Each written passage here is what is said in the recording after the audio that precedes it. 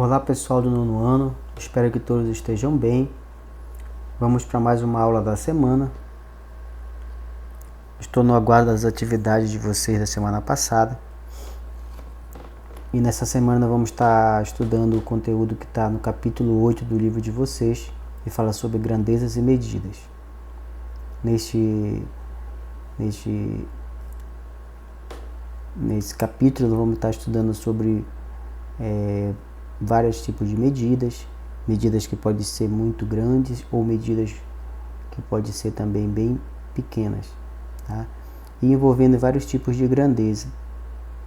Só para lembrar o que é grandeza, grandeza é tudo aquilo que pode ser medido. Exemplo, temperatura, comprimento, massa, volume, isso aí são grandezas.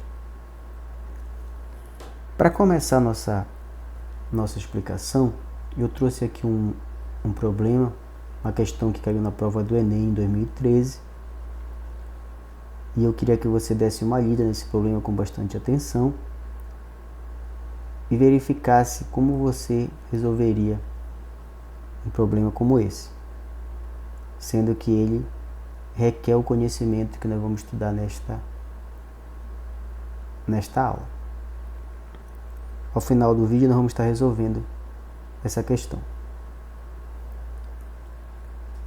Então olha só, nosso conteúdo nós vamos aqui retomar falando sobre plano cartesiano. Plano cartesiano, primeiro, por que plano cartesiano?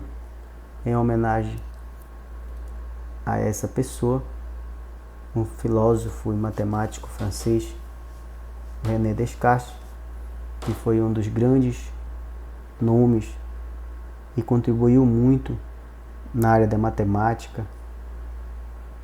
Foi ele que justamente criou as coordenadas cartesianas, que no caso hoje a gente conhece como plano cartesiano. Então ele contribuiu muito e foi em homenagem a ele que foi colocado o plano cartesiano. O que seria o plano cartesiano? O plano cartesiano é a projeção de duas retas reais que se encontram perpendicularmente, ou seja, formando um ângulo de 90 graus, justamente no ponto zero. Tá? Então essas retas elas vão ter números positivos e negativos, e justamente no ponto zero, que é onde elas se encontram formando 90 graus. Essa reta aqui que você está vendo, que para a gente aparece na horizontal, é o eixo das abscissas, que é atrelado à reta x, chama de reta x, que é o eixo das abscissas, e o eixo das ordenadas, que a gente chama de reta y. Então essas duas retas, elas justamente estão formando esse plano, tá? E se a gente analisar no sentido anti-horário, ou seja, no sentido contrário ao movimento do relógio, essas duas retas, quando elas se encontram perpendicularmente, elas formam 4 quadrantes. Tenho aqui o primeiro quadrante, tenho o segundo, terceiro e quarto. Então isso aqui seria basicamente o plano cartesiano. E dentro desse plano vão ter vários pontos.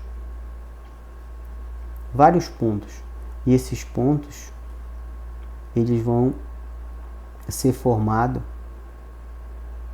por um valor que vem do x, ou seja, da reta das abscissas, e por um valor que vem do eixo das ordenadas, da reta y. Então observe o seguinte, e esses pontos que eu falei, tá? Esses valores que formam esse ponto são chamados de para-ordenada. Eu tenho aqui um plano, tenho aqui a reta x, que é a das abscissas, e tenho aqui a reta y, que é a das ordenadas. E aí, eu vou ter o seguinte, o que seria justamente esse para-ordenado? Representamos um para-ordenado de um ponto P qualquer aqui no plano, tá? Da seguinte maneira, Esse ponto P ele vai ser formado por um valor que vem do x e outro valor que vem do y. Como seria isso? Olha o exemplo aí, ó. Tem este ponto. Esse ponto aqui, ó, se você observar, ele vem justamente de um valor que vem daqui do x, que é o 2, e outro valor que vem daqui do y, que é o 3. Eu chamei esse valor, esse ponto, de ponto A. Quem seriam as coordenadas? Coordenadas, ou qual seria o par ordenado que forma o ponto A? O 2 do x e o 3 do y. Outro exemplo, tem aqui um ponto. Esse ponto ele é formado, ó, por um valor que vem do x, que é o menos 5, e por outro valor que vem do y, que é o 2. Chamei de ponto B. Quem são as coordenadas do ponto B? Ou seja, quem é o par ordenado que forma o ponto B? É o menos 5 e o 2. Este outro ponto aqui, ó, ele é formado por um valor que vem do x, que é o menos 4, e um valor que vem do y, que é o 3, que é o menos 3. E aí vai ser quem? Ó? O ponto C é formado por menos 3 e por menos 4 e menos 3. Ó, tem aqui um ponto no primeiro quadrante, os dois valores são positivos. Aqui eu tenho um ponto no segundo quadrante, observa que eu tenho aqui um valor para x negativo e aqui o y positivo. E no terceiro quadrante, ambos são negativos, porque ó, um vem do x que é negativo e outro vem do y que é negativo. Então aqui eu tenho, você viu aqui 3 exemplos de par ordenado. Tá? Como é formado o par ordenado? Sempre o primeiro valor, um ponto vai ser o primeiro valor x e o segundo valor y para aquele ponto. Tudo bem? Continuando, esses pontos a gente pode calcular a distância entre eles. Como é que a gente calcula a distância? Tá? Vamos levar em consideração algumas situações. Ó. Observe o seguinte, eu tenho aqui a reta x, a reta y, tá? Tenho um ponto aqui que eu chamei de ponto M. Observe que esse ponto M ele é formado por menos 6 que vem do x e menos 3 que vem do y. Tenho outro ponto aqui, ó. Esse ponto eu chamei de N, ele é 3 do x e menos 3 do y. E eu quero calcular justamente a distância, essa distância aqui, que vai de M para N. Como é que a gente vai calcular essa distância? Primeiro, observa, ó, D significa distância de M para N. Distância entre M e N. Essa escrita aqui que simboliza a distância entre dois pontos. Como é que eu vou calcular? Observa o seguinte.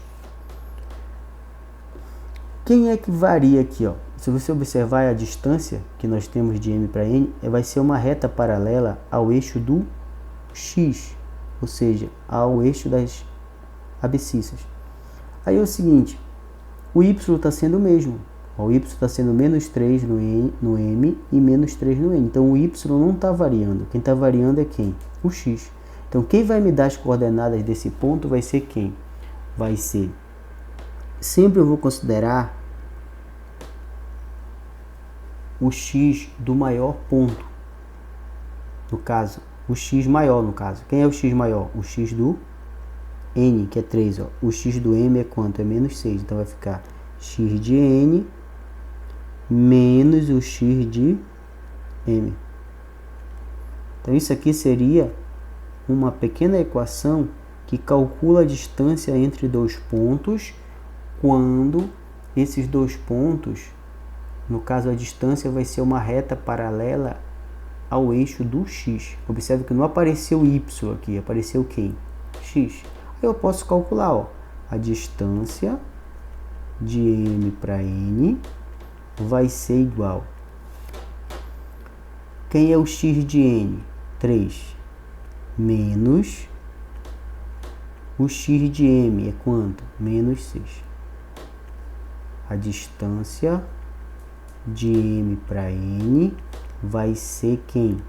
3, menos com menos aqui vai ficar mais 6. Então, a distância de M para N vai ser 9. 9 unidades de medida. Por que eu estou colocando unidade de medida? Porque não está falando aqui se é centímetro, se é metro, se é quilômetro. Não está falando. Então, eu vou considerar unidade de medida. Esse valor aqui sempre vai dar um valor positivo. Aliás, tem que considerar o valor positivo. Se você tivesse invertido, tivesse colocado primeiro 6, ó, 6, aí ia ficar menos 6 com menos 3, ia ficar menos 9 o resultado. Você não poderia considerar menos 9. Apesar de ter dado negativo, você ia ter que considerar 9 positivo, porque nós estamos tratando de medida. Então, medida não tem medida negativa. Então, para você não acabar errando, de repente, uma questão, se for de marcar, e você acabar marcando valor de negativo, você coloca primeiro o valor maior, menos o outro menor. Outro exemplo, tenho aqui um plano x, y, tenho ponto. Esse ponto aqui, que eu chamei de ponto A, quem é as coordenadas de A? 2 para x, 4 para y. Tenho outro ponto aqui, que eu chamei de B. Quem são as coordenadas de B? 2 para x, menos 2 para y. Eu quero calcular justamente, ó, essa distância aqui, ó, de A até B. Observa que é diferente. Agora, o que eu tinha aqui e agora aqui, ó. Aqui era paralela ao eixo X, agora é paralela ao eixo Y. Ou seja, o meu X é o mesmo nos dois, ó. No A o 2 é X, é 2, e no B o X é 2. Então não varia o X. Vai ficar dando, se eu for subtrair um do outro vai dar 0. Então não influencia. Então eu tenho que fazer aqui, ó. Distância de A para B vai ser quem? Agora não aparece X, aparece quem? Y. Y de A menos o Y de B. Então, a distância de A para B vai ser quem? Quem é o Y de A? É 4. 4 menos o Y de B. Quem é o Y de B? Menos 2. Tem que colocar aqui menos 2. Ó. Então, a distância de A para B vai ser quem? 4 menos com menos mais 2. Distância de A para B vai ser 6. 6 unidades de medida, porque não está sendo dado qual é a unidade. Tudo bem? Então, observe, a gente tem dois exemplos aqui. Um, quando é paralelo ao eixo X, a gente vai usar os valores de X. Quando é paralelo ao eixo Y, a gente vai usar os valores de Y dos pontos. Outra situação. Temos um plano. Tenho aqui, ó, este ponto, que eu chamei de ponto E. As coordenadas dele, ó, menos 4 e menos 2. Tenho esse outro ponto aqui, que eu chamei de ponto F. Que são as coordenadas dele? 2 para x e menos 6 para y. E eu quero saber justamente a distância entre E e F. Mas observe que agora nós temos o quê? Nós não temos uma distância que vai ser paralelo ao eixo do x e nem paralelo ao eixo do y. É o que? Inclinado, ó. É inclinado. Então, eu não vou usar nenhum nem outro exemplo anterior. Tem que fazer o que aqui, ó? Quando for inclinado assim, nós vamos ter que fazer uma projeção. Vou fazer uma projeção aqui, ó, até o limite do ponto F, ó. Vou fazer isso aqui, ó. Ou seja, eu fiz uma linha que é paralela ao eixo do X, até o ponto F, ó, aqui. E estou fazendo outra projeção aqui também, que ela vai até a altura do ponto E. Quando eu fiz as duas projeções, elas se encontraram aqui, ó, e apareceu um ponto que eu chamei de K. Por que que eu fiz isso? Porque quando eu fiz essas projeções, eu justamente formei um triângulo. É um triângulo retângulo. Ele é retângulo, ó, aqui no ponto K. Então, observa, eu tenho a distância, aqui vai ser justamente quem? Essa distância de E para F vai ser justamente a hipotenusa. E esses dois aqui, esse lado vermelho aqui é um cateto e esse lado amarelo aqui é outro cateto. Então, eu posso aplicar o teorema de Pitágoras e calcular a distância entre o ponto E com o ponto F. Então, o teorema de Pitágoras que nós estudamos lá em relações métricas,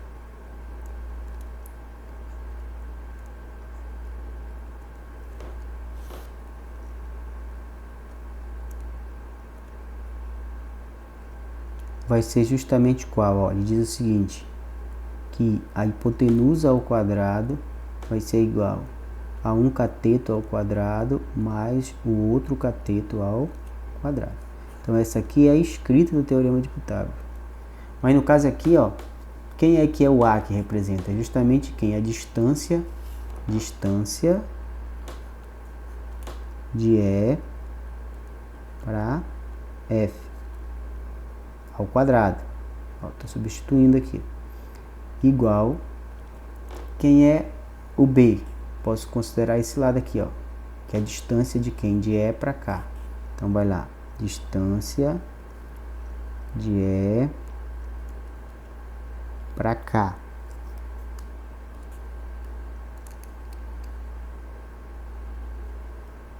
Ao quadrado. Mais a distância de E de K para F.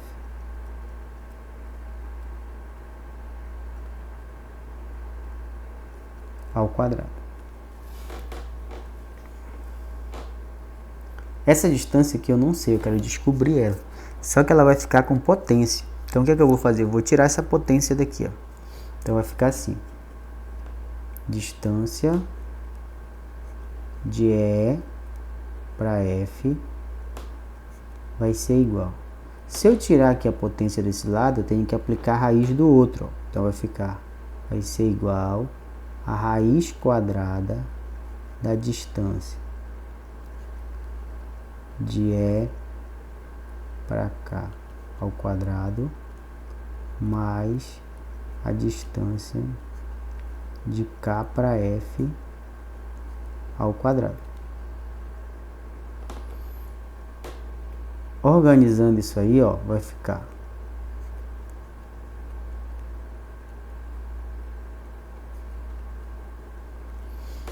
quem vai ser a distância de E para cá? Olha só, a distância de E para cá está paralelo ao eixo do X. Se está paralelo ao eixo do X, tu vai pegar só os valores de X, o X de K e o X de E. Então, vai ficar assim, ó, raiz X de K menos o X de E ao quadrado. Mais, aqui, ó, quem é que a distância de K para F é paralela ao eixo do Y. Então, não precisa aparecer o X. Então, tu vai pegar o Y de K menos o Y de E. Então, vai ficar Y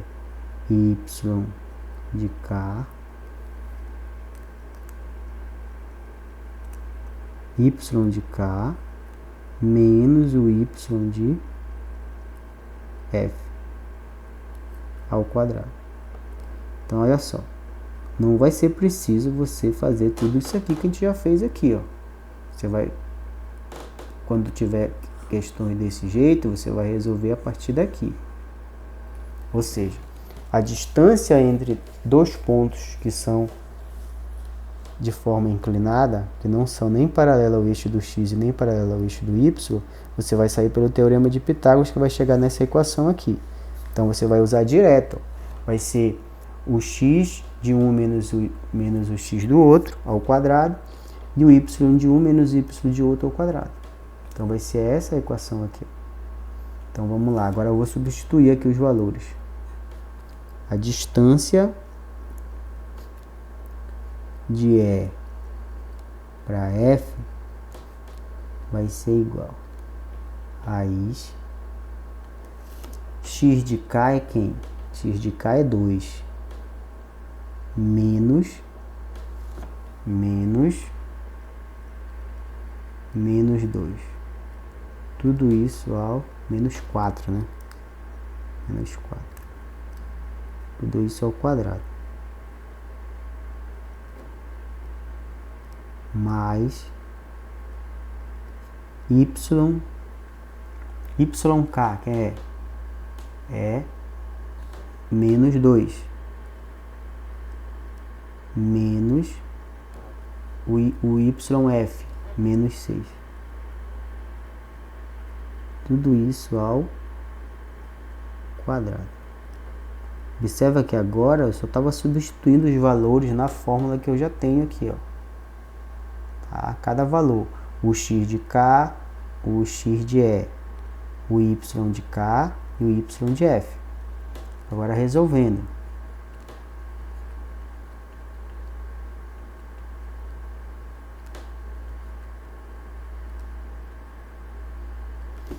Dois menos com menos aqui vai ficar mais 4. Isso vai ser elevado ao quadrado.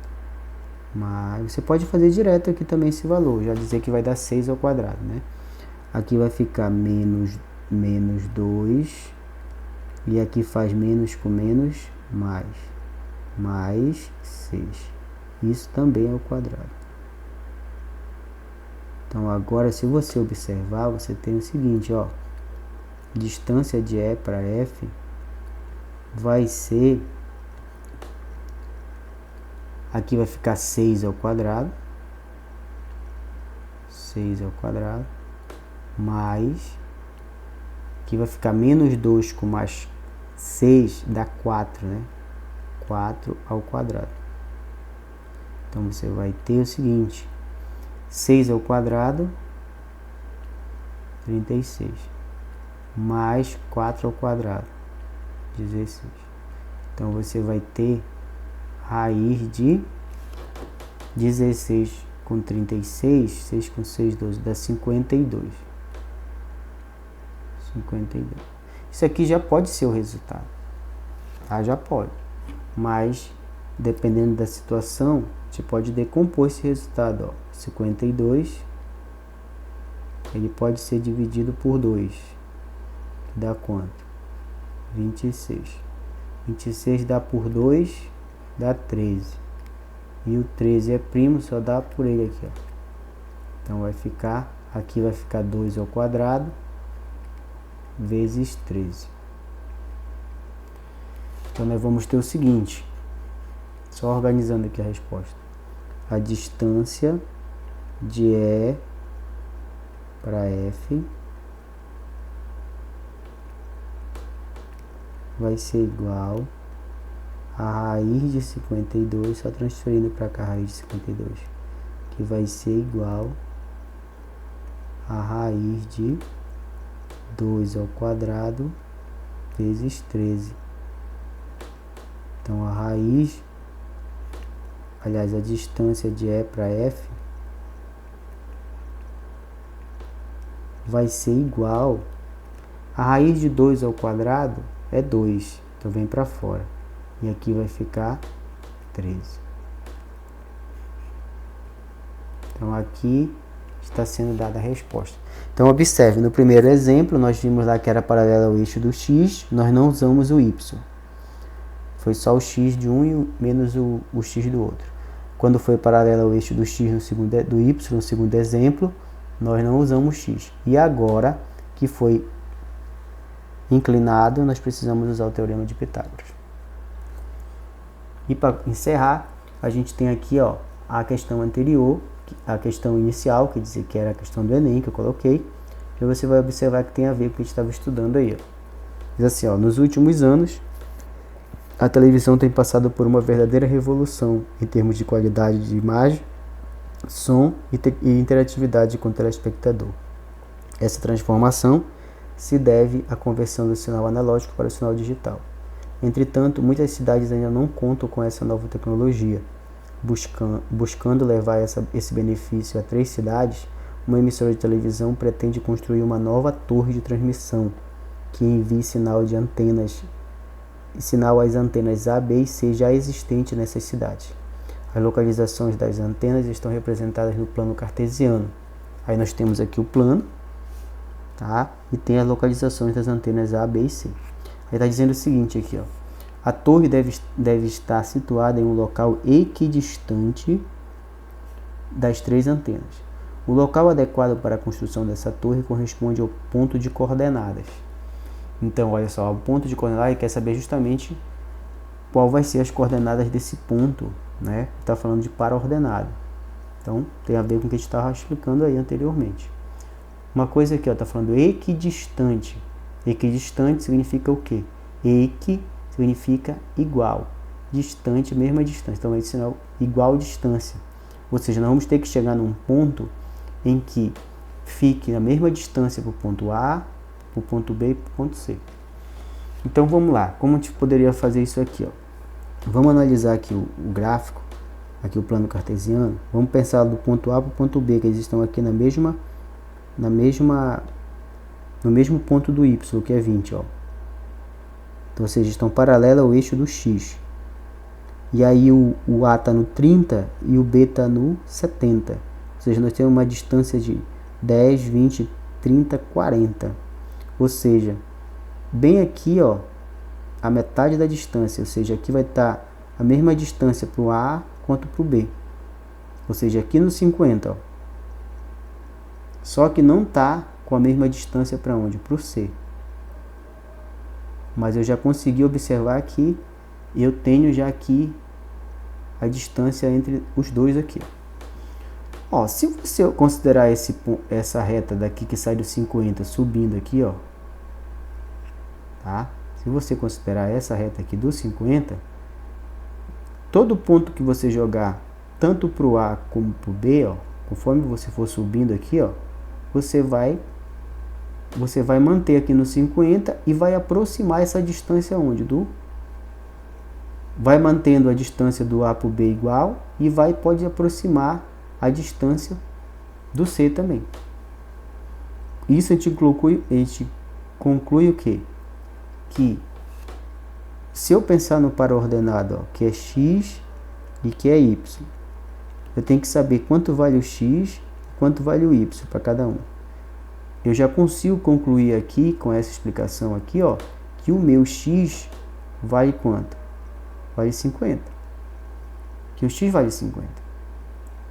Se o X vale 50, então eu já posso eliminar aqui nas alternativas, ó, essa daqui, que não tem, que está dizendo que é 65, essa outra aqui está dizendo que é 53 e essa outra aqui está dizendo que é 45.